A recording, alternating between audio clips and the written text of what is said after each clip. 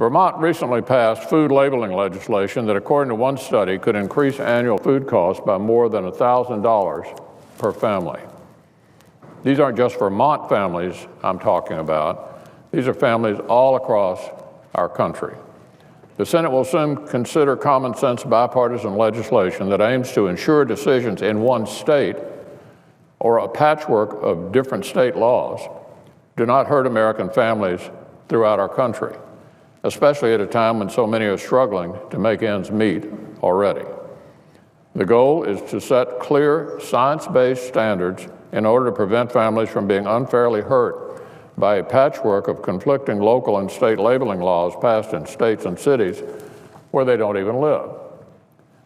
I'd like to recognize the chairman of the Agriculture Committee, Senator Roberts, for his continuing work on this issue.